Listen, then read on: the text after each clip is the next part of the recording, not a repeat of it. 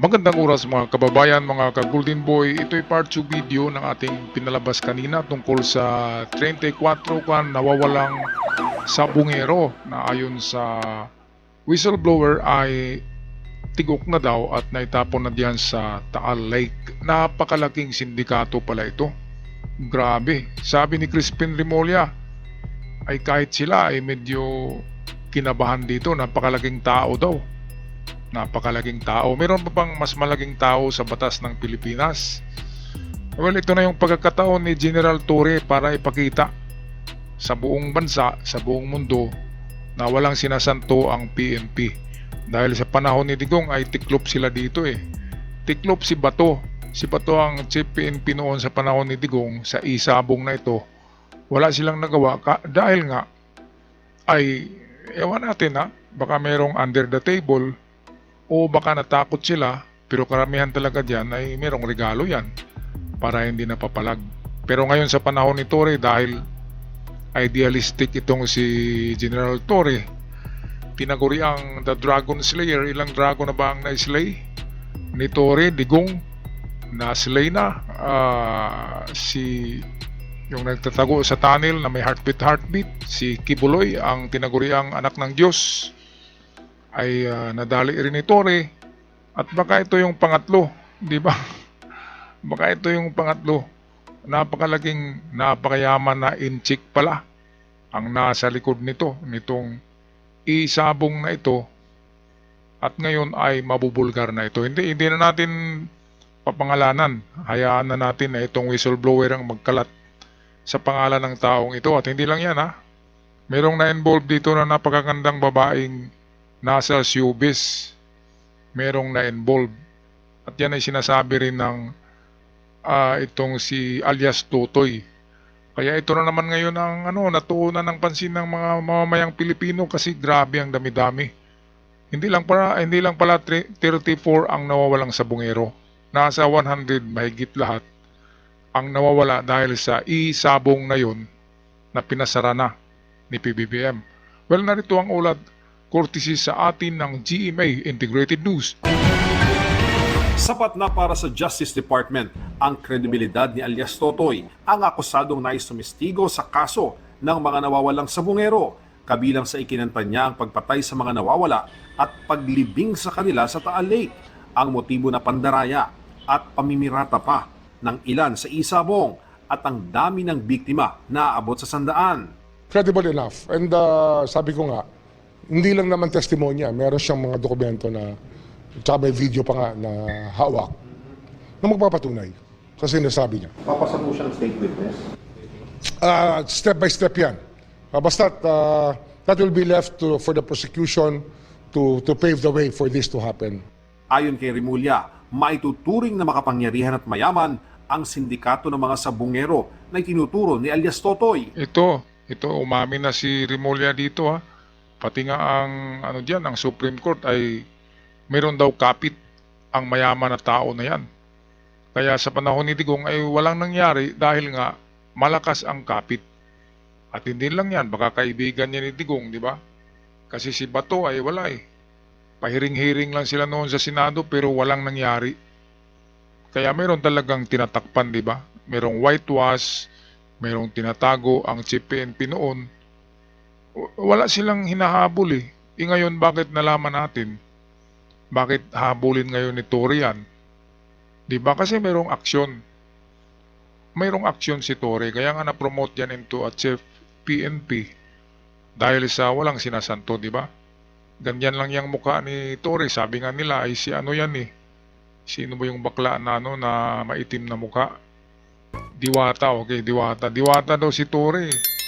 Pero kapag meron pa palang isang lumuhod kay Torre noon, yung maingay na vlogger na matanda, na former military, di ba?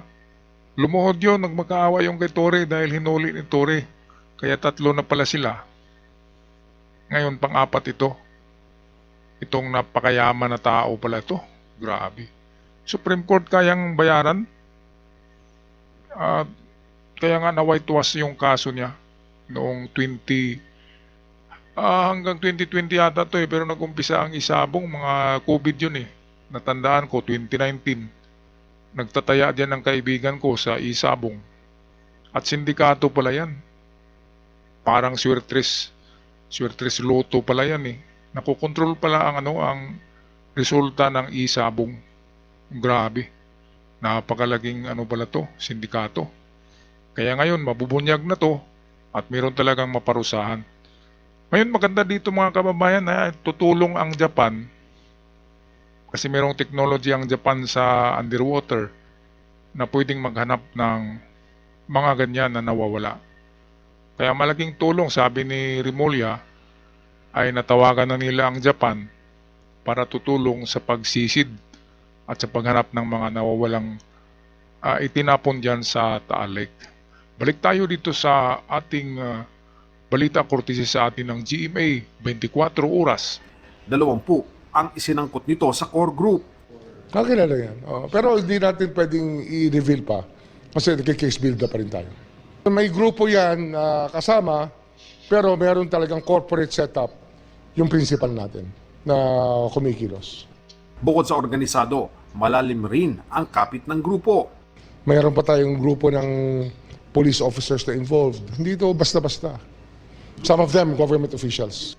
Minsan na rin anyang nagmalaki ang mastermind na hanggang Korte Suprema ay may impluensya sila. Ayan, totoo yan kasi nakita nyo naman yung mga dumukot, mga pulis daw yun eh. Bakit walang nagawa ang mga kapulisan noon? Lalo na sa panahon ni Bato yun eh. Si Bato ang chief PNP, walang imik si Bato sa isyu na ito. Maang-maangan lang. Kaya malakas nga ang kapit, pati Korte Suprema eh. Paano ka makulong, ihawak mo ang Korte Suprema? Pwede ba yan sa administrasyon ni PBBM? Sino bang mas mataas pa sa presidente na power sa Pilipinas? Kahit anong yaman mo, ay pwede kang kontrolin ng presidente. Di ba? Pwedeng maano yung wealth mo eh. Kung sa labas pa yan, ay pwedeng isanksyon yan eh.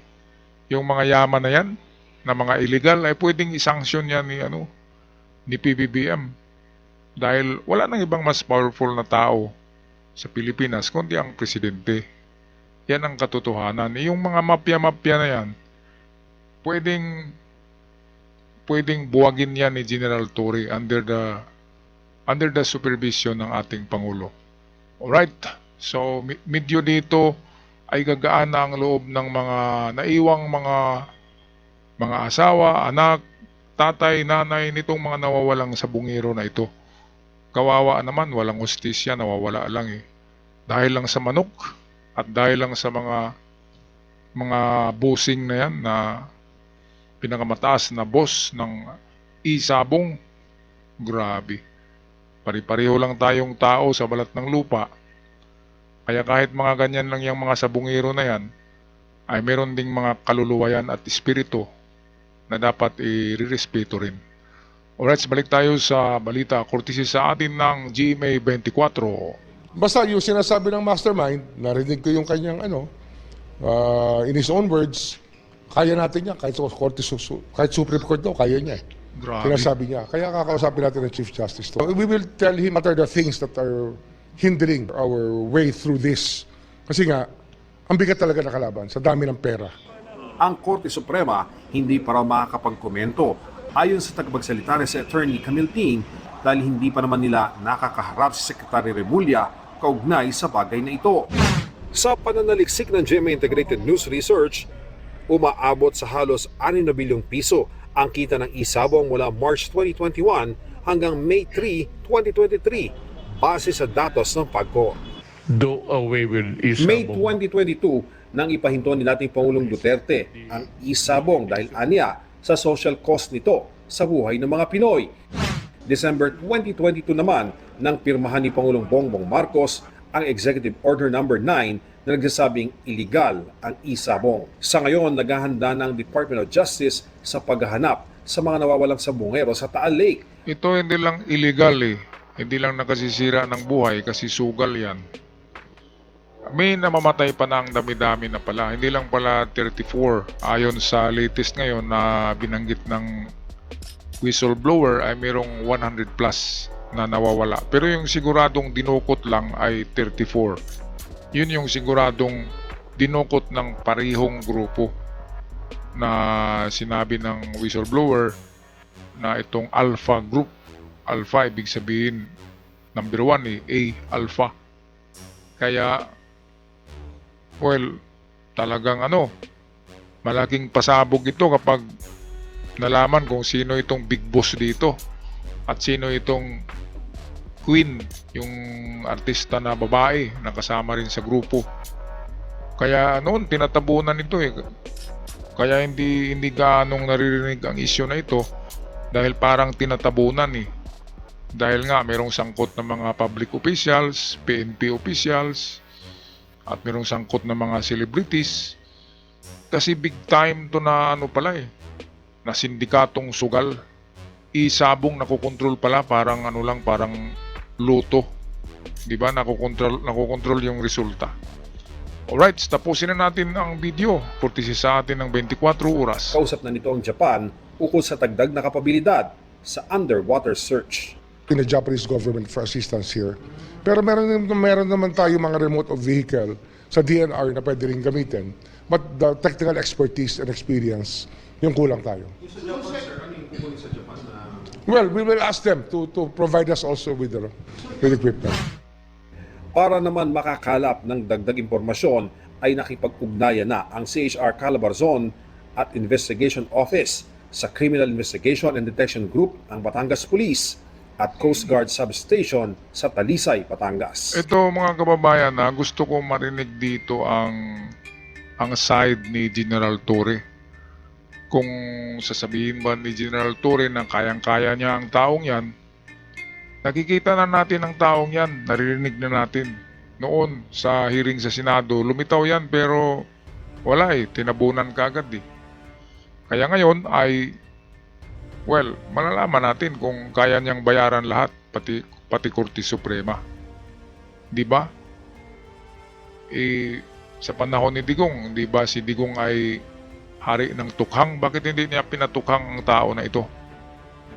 Kaya din natin na nakikita na parang kaibigan pala ni Digong ang taong ito. Kasi hindi niya kayang tukhangin eh.